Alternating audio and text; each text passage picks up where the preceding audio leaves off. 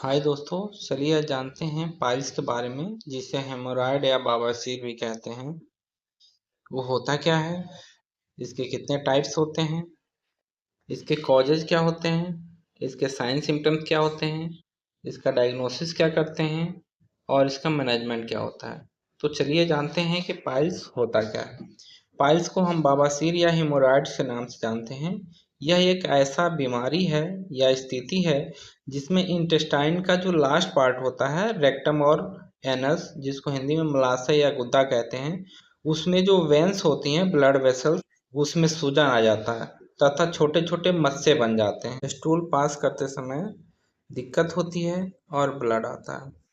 चलिए जानते हैं टाइप्स के बारे में कि पाइल्स के टाइप्स कितने होते हैं। यह दो प्रकार का होता है। एक इंटरनल पाइल्स होता है, जिसको हिंदी में आंतरिक बवासीर कहते हैं, या इसका दूसरा नाम है खूनी बवासीर। और दूसरा होता है एक्सटर्नल यानी बाहरी बवासीर, या फिर इसको बादी बवासीर कहते हैं।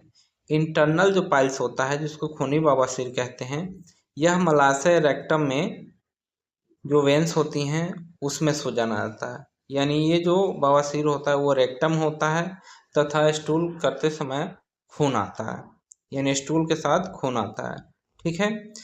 जबकि एक्सटर्नल जो होता है बवासीर, उसमें एनस में होता है, यानी बाहरी हिस्से में होता है, तथा इसमें दर्द, सूजन, खुजली होता है और कभी कभी स्टूल के साथ ब्लड भी आता है। बात करते हैं कॉजेज की। तो इसका एग्जैक्ट कॉजेज तो पता नहीं है, लेकिन पाइल्स को बढ़ाने में, ठीक है, कुछ कब्ज यानी कॉन्स्टिपेशन, अगर हार्ड स्टूल हो जाता है तो भी बवासीर उत्पन्न हो सकता है। हाई ब्लड प्रेशर यानी बीपी किसी का हाई हो तो भी ये कंडीशन हो सकती है। लो फाइबर डाइट यानी रेशेदार जो सब्जियां होती हैं, फाइबर डाइट, वो अगर हम नहीं ले रहे हैं तभी हो सकता है। ड्यूरिंग प्रेगनेंसी भी होता है, यानी मदर को ड्यूरिंग प्रेगनेंसी ये समस्या रहती है। ओबेसिटी के दौरान भी हो सकता है। ठीक है। जिसको ओबेसिटी है, मोटापा का शिकार है, उसको भी बवासीर हो सकता है। उसके बाद से हम प्रोलॉन्ग सीटिंग, यानी जब हम लैट्रिन या बाथरूम में बैठते हैं तो लंबे समय तक बैठेंगे तो भी ये कंडीशन एराइज हो सकता है। इसीलिए लंबे समय तक बैठना नहीं है लैट्रिन में। ठीक है। ज़्यादा प्रेशर नहीं देना है स्टूल पास करने के लिए, नहीं तो ये कंडीशन एराइज हो सकता है। क्रोनिक डायरिया यानी बहुत सीवियर डायरिया हो, जो दिन भर में 10 बार 12 बार अगर स्टूल पास हो रहा है, वाटरी स्टूल पास हो रहा है, तो ये कंडीशन एराइज हो सकता है। एज फैक्टर भी होता है, यानी जितने धीरे धीरे अगर ओल्डर एज की तरफ बढ़ रहे हैं तो भी ये कंडीशन एराइज हो सकता है। या फिर हम स्पाइसी ऑयली फूड खा रहे हैं, मसालेदार चीज़ खा रहे हैं, तो भी बवासीर होने के चांसेस रहते हैं। चलिए उसके बाद से बात करते हैं साइन सिम्टम्स की। तो साइन सिम्टम्स में मेनली जो होता है, स्टूल के साथ ब्लड आता है। ठीक है।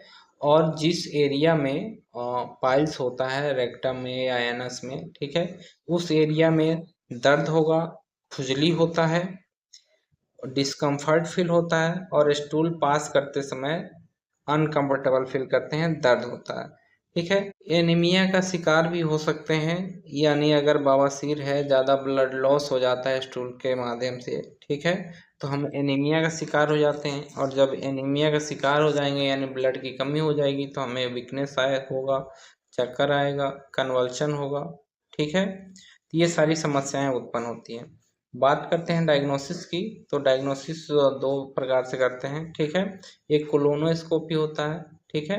यानी दूरबीन के माध्यम से देखते हैं। ठीक है। स्कोप के माध्यम से देखते हैं। कोलोन मीन्स होता है रेक्टम का ही पार्ट होता है। ठीक है। लार्ज इंटेस्टाइन का पार्ट होता है जिसको बोलते हैं कोलोन, उसको देखने का इस्तेमाल करते हैं। उसके बाद से प्रोक्टोस्कोपी आता है, यानी ये भी एनस और रेक्टम को एग्जामिनेशन करने के लिए यूज किया जाता है। बात करते हैं मैनेजमेंट की। तो मैनेजमेंट में हमें मेडिकल मैनेजमेंट में स्टूल सॉफ्टनर लेना है। ठीक है। इसके अलावा हमें लिक्विड डाइट लेनी है, और लिक्विड डाइट थोड़ा थोड़ा करके हम दिन में 2-4 बार ले सकते हैं। ठीक है। हाई फाइबर डाइट लेनी है, यानी रेशेदार सब्जियों का सेवन ज़्यादा करना है। ज़्यादा से ज़्यादा पानी पीना है, यानी हमें हाइड्रेटेड रहना है। ठीक है। ताकि स्टूल जो हो वो सॉफ्ट रहे और ज़्यादा हार्ड ना हो। तो ज़्यादा से ज़्यादा पानी पीना है। वार्म सीट बाथ यानी गर्म पानी करके हमें एनस या रेक्टम की सकाई भी करनी है। ठीक है, उसके अलावा हम अवॉइड स्ट्रेनिंग, यानी ज़्यादातर तो लैटिंग में बैठना नहीं है। ठीक है, ज़्यादा फोर्स नहीं लगाना है। उसके अलावा हमें फैटी या ऑयली डाइट का सेवन नहीं करना है। अगर वीडियो अच्छी लगी हो तो प्लीज़ लाइक और सब्सक्राइब करना ना भूलें, ताकि ऐसे ही अच्छे अच्छे वीडियो आपको मिलता रहे।